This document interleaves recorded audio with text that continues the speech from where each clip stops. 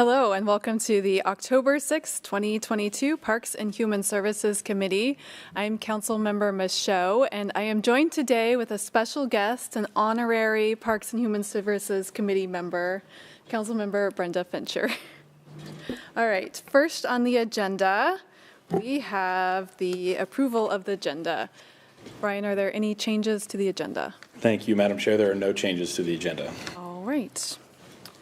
Madam Chair, I move to approve the June 2nd meeting minutes of the Parks and Human Services Committee. Okay, second.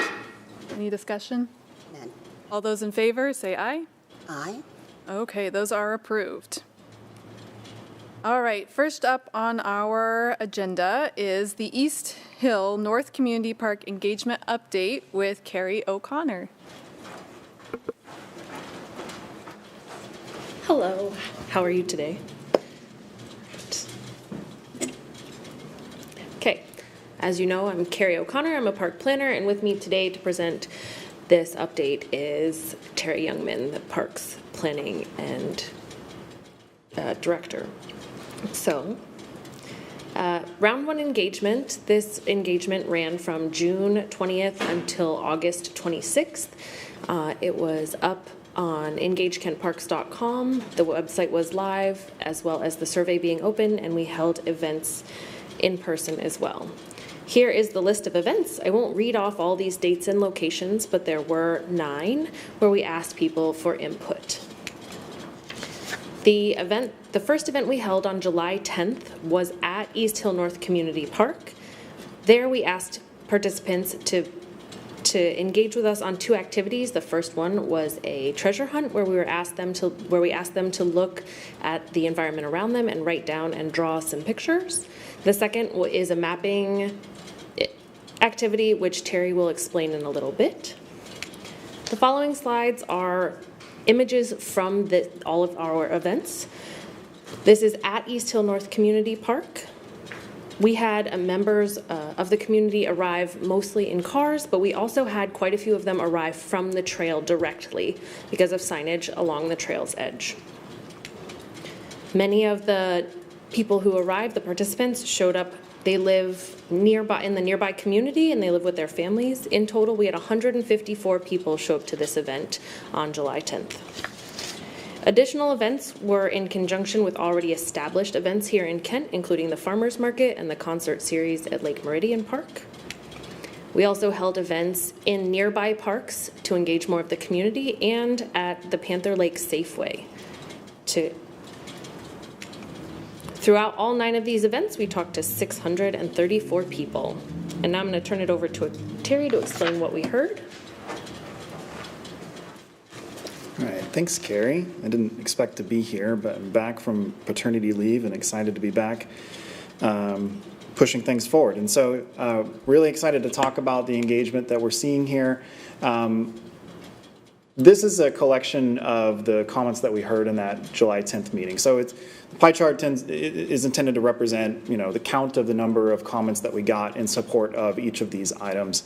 I'm not going to go through each of them individually, but I think kind of the themes that we heard through this process is that connectivity is important. People want to be able to get to the park via their neighborhood connection. As a pedestrian, as a cyclist, certainly people are going to get there by car, but we really need to be thoughtful about how we connect the nearby neighborhoods to the park and providing that direct connection to the Seuss Creek Regional Trail. I think we also heard, in an overwhelming way, the preservation of the natural character of the space, the ecology. These are major goals of the project as we were sort of forming this up and putting together the RFQ. So definitely excited to hear that just sort of confirms the things we kind of already understood. And then access to nature. People see this as a place that gives them that respite from an urban environment and allows them to be immersed in nature and to have that experience. And so that really ties in with that whole preservation idea. I also want to acknowledge, the number of people who showed up from the horse community. They came out to that first meeting, about 20 to 30 people who showed up to the meeting who wanted to talk specifically about equestrian access. And they were all really good conversations, I would say, on the whole.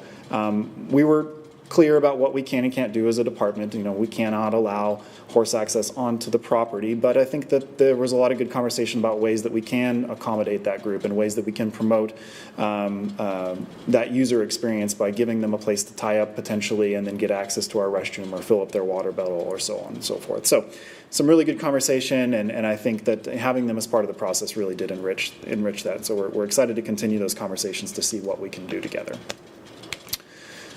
So as Carrie said, we had a couple of activities. This kind of kit of parts activity where we had the shapes and people were able to move them around and place them just allows people to imagine kind of how the site would be oriented and where things should go. You know, just because you see things in a certain place doesn't mean that we're going to put them there or that the consultants are going to take that as direction. Obviously, it has to all be balanced with things like wetlands and wetland buffers and utilities and all that sort of thing. But it's fun to be able to let people kind of play with some pieces and put it together and build a park on their own. And so we had people fill these out, and then we actually took snapshots of them and put them into heat maps. So they've all been mapped. Each of the individual components have been mapped so that we can kind of see where people were placing them. So this first one is showing the entries and the views. And so the entries are the dark red, and then the views are the orange. I think the thing to notice here is that entry kind of occurs in two primary locations. On the northern end of the property near 216th, we kind of knew that, but on the southern end as well, there's an existing trail access that comes in from the south, and it's pretty heavily used. Actually, a lot of people who showed up to talk to us in the park walked in from the south, so that's kind of interesting to see. I think the other thing that this points out is that one of the primary features of this park is the amazing views, not just of Mount Rainier, but just viewing nature in general. So I think preservation of those views is an important factor and objective of the project as we move forward. Parking, high concentration of parking on the northern end. Again, confirms kind of what we already knew, but really trying to minimize that development footprint on the site. So kind of up in that northwest corner, we kind of knew that. But I think one of the interesting things and something we've kind of learned about the site as we've stepped into the engagement here is that there's an existing gravel lot at the northeast corner. And I think it's really hard for us to permit these things today in the existing permit environment that we're in. So how do we preserve that gravel lot and keep it and be able to potentially use it as an overflow lot or some other auxiliary purpose? So that's, I think, an interesting observation. This is looking at meadows and lawns. It's a bit of a scattering, but I think what we're seeing is that kind of that central place really wants to be more of a natural meadow, and that the formal lawn space wants to be more north, kind of where that high concentration of use would be. That really would be kind of where the playground would be, where parking would be, would have a little bit more of a formal space, and then it sort of blends into more of a natural environment as you move south along the property. This is looking at structures. They're spread out here, and I think some people just don't understand kind of what the limitations were of the wetlands and the buffers and that sort of thing. But I think what we do see is, again, northern side of the property is where the concentration of use and development would be. The dark yellow is the shelters, and the light yellow is the restroom building. Another thing that I do think is interesting is that we may look at some smaller, more modest structures potentially down on the southern part of the property, give a little bit of a different experience without obstructing views and that sort of thing. So something we'll explore as we continue to move through the design process here. Play, again, concentrated on the northern part of the property. We also kind of noticed that people were leaning more towards the grove of trees to the western side of that upper plateau. There's a really nice kind of mature forest that's there. And we're hearing a lot, especially, and we'll see this kind of as we get further into the slides through the surveys, people really want nature play. Nature play is something that we heard really, really high survey results on. And so tying that playground to some natural feature like a forest, I think really sort of makes that whole concept work really well. And I'm going to pass it back to Carrie. Let her wrap things up, and then we'll take some questions. All right, thank you, Terry. As he said, I will be presenting the results from the survey. I just wanted to start with, we had 168 respondents to the survey. Question 14 asked, which neighborhoods in Kent do you reside in? As you can see here, over 50% said the East Hill North, which is where this park lands, and East Hill South making up 83.3% of respondents being from the East Hill alone. Question 3 was, what are your top priorities for the community's natural areas? Habitat protection, tree preservation, and equitable access. And I would like to stop on point number 3, equitable access at this property was very important to people. And just wanted to make sure that that was well defined. What landscape feature would you like to see in the park as question 4? Forest walks and trails, preservation of views and natural meadows and pollinator plants. This drives home that sort of natural experience that people wanted in the park. What amenities would you like to have in this park? Walking and running trails, restrooms, and nature play areas. Once again, nature, passive amenities is what the community has told us that they wanted to see here. Proper facilities such as crosswalks, sidewalks, bike lanes. How would you get to the park? About 50% of respondents said they'd get there by car, but that also leaves 50% of respondents saying they wouldn't get there by car. So that includes walking, biking. Question 9 was, how do you see culture, community, and place reflected in this new design? Once again, the natural environment is the top response, art and sculpture, and wayfinding. So what does all of this mean? What does all of this data that we now collected? And it is the proposed park program. So that was, the analysis was done by Site Workshop, our consultant, and this list was developed.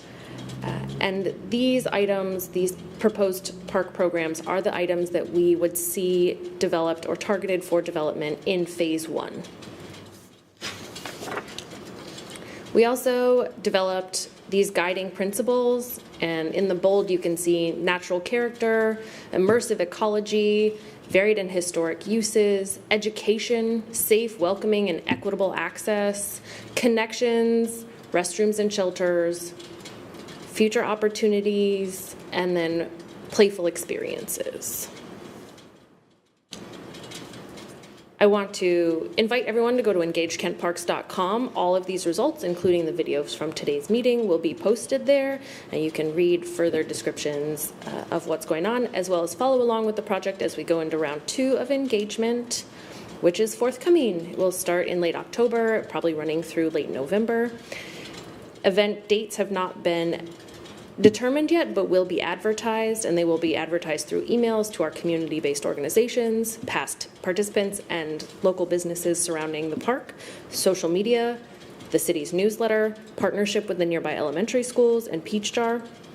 And we will be asking for feedback on the preferred design concepts that the consultant is coming up with at the moment. And with that, do either of you have questions? Thank you so much, Carrie. I think it's incredible that you got responses from 634 people, especially that first event. That was pretty amazing. So kudos to you and your team for advertising that and figuring out how to get people out there, and to Terry for setting that up. Councilmember Fincher? I just wanted to thank you also for the engagement piece. You guys were out there, all sorts of parts of the city, no matter what the weather was. There were some hot days, there were some not so hot days, early, late. You guys were trying to reach out to everyone, and it's very much appreciated. So thanks to you, and I know there was always a couple of you out there when I was there, so thanks to you and your team for the variety of places. Thank you for that acknowledgement. You're welcome. And then, Carrie, wondering if you could describe a little bit more this round 2 of engagement. You said design concepts. What will that look like? So there will probably be 3 or 4 different design concepts that we will come up with about where the amenities are located. The engagement will be online and also in person. Once again, we're trying to work with a bunch of the community to go to those same spots, as well as new spots, and invite the community to come and talk to us about what they like about those concepts and what they don't like and why they think they would work. And then that same activity will be online on engagekentparks.com, so they can comment right there if they can't come in. So, yeah. Any other questions, comments? Okay, thanks so much, Carrie. Appreciate it. Okay, up next, we have Brian Higgins here to discuss the purchase of play equipment and amenities from Morrill Meadows Park. Thank you. Good afternoon. Yeah, so this is going to be a playground equipment purchase for the Morrill Meadows Park project. The reason that we need to do this purchase now is just kind of due to general long lead times with playground equipment in general right now. And if you guys will recall, we came back in early this year and ordered some for Saltair, which is getting installed now. So we're kind of on that same timeline for this. We have to kind of pre-plan and pre-design and get the equipment in place. so that we have it here in time to do the project. So this is a cooperative purchasing agreement purchased through the King County Directors Association. And the total amount of the purchase is $254,183. And so then the concept you see there is the kind of the final design for the playground there at Morrill Meadows. Happy to answer any questions if you guys have any. Do you have any questions or comments for Brian? I wasn't sure, is this replacing the existing small playground, or is this a separate playground? This will totally renovate and replace the existing playground that's there at the park. It's kind of the second phase of the YMCA Morrill Meadows Park project to finish off the older section of park that didn't get worked on during the YMCA build. And I was very happy reading through the paperwork to see that the company who is providing the equipment is very ecologically minded, that the post-consumer content, making sure that they are recycling at least some of their lines, recycling the equipment once it's past its use. Yep. And a number of things. So I was very impressed and happy to see that, helping our planet. You're welcome. You can see the interest. Yep, for sure. Yeah. Councilmember Fincher wore a very special shirt for today. Brian, this playground looks like a lot of fun. When are we expecting to install this? We're probably going to go out to bid on this project in January and probably be under construction throughout the summer. So I'd anticipate like a fall completion for the project next fall. Great. Any other questions, comments? Just excited. Okay, I think we're ready for a motion. Madam Chair, I move to authorize the Parks Director to purchase playground equipment, matting, and site amenities from Landscape Structures, Inc. through the King County Directors Association, KCDA, Cooperative Purchasing Agreement, provided those purchases are within the city's established budgets and are making the term of the KCDA contract in effect through April 30th, 2023, or any later contract extension KCDA may authorize. Second, any discussion? All those in favor say aye. Aye. All right, motion passes. And that concludes our meeting today. Thank you, everyone.